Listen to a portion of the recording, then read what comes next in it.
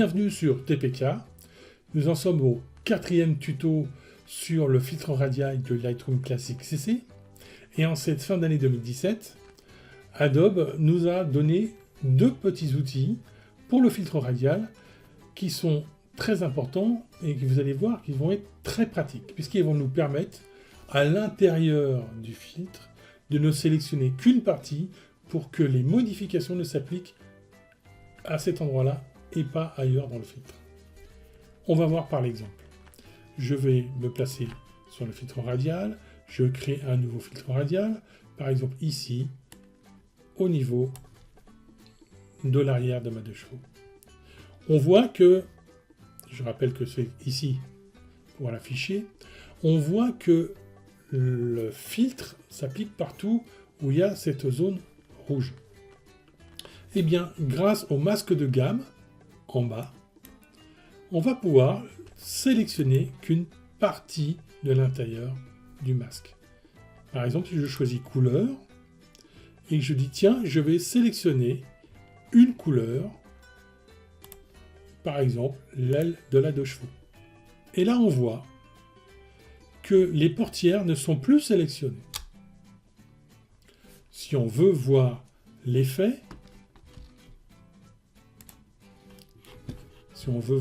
je repose la pipette.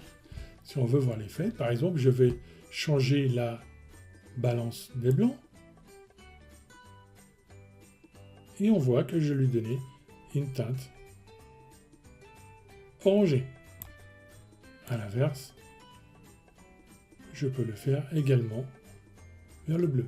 Et vous voyez que ça n'influence pas, ou très peu, quasiment pas, le reste de l'intérieur du filtre. Donc je n'ai bien que la couleur rouge qui est sélectionnée. Voici pour la partie masque de gamme couleur. On va voir maintenant l'autre masque de gamme. Je vais me créer toujours un autre filtre radial, par exemple ici. Et on va dire que je voudrais appliquer quelque chose sur le poteau, un réglage sur le poteau, mais pas sur le macadam qui est derrière. Dans ce cas-là, on a bien une grande différence de luminosité. C'est pour ça que dans le masque de gamme, je vais choisir luminance. Je affiche en bas pour voir l'effet du filtre. On voit que par défaut, toute la gamme est sélectionnée. Et on va pouvoir, en faisant glisser les deux curseurs ici, sélectionner la plage de luminosité. Alors par exemple, si je ne veux sélectionner que les choses sombres, les sombres sont toujours sur la gauche, les blancs sur la droite, et bien je vais réduire la partie de lumière et on voit petit à petit, par exemple ici, que je n'ai plus que le poteau qui est sélectionné et je n'ai plus du tout la route. Alors on peut faire varier bien évidemment un petit peu tout ça. Je vais essayer de l'augmenter un petit peu plus. Voilà, donc on voit bien que on a en rouge que le poteau et on n'a pas du tout le macadam.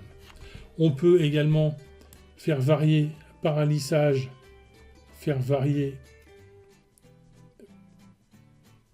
l'effet du masque de gamme de luminance. Voilà, je vais retirer l'affichage en rouge. Et donc là, ce que je vais faire, par exemple, je vais foncer le poteau. Et on voit que ça fonce le poteau, mais pas le macadam. Voilà. Voilà, donc je vous les réaffiche. Les deux masques de gamme qui sont couleur ou luminance. Le masque de couleur va permettre de sélectionner une gamme de couleurs ou plusieurs gammes de couleurs.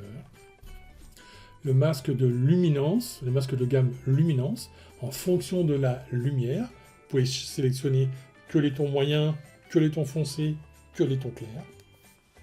Et là, les réglages que l'on fait, ils ne vont s'appliquer qu'à ces zones bien précises. Voilà, donc vous voyez que c'est très utile, que ça rend des grands services, ça évite bien souvent de passer pour des réglages compliqués pour faire quelque chose qui au final est très rapide.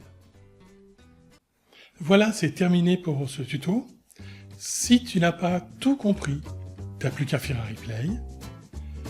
Si tu as aimé, tu n'as plus qu'à faire un pouce bleu. Si tu as vraiment aimé, tu n'as plus qu'à faire un partage.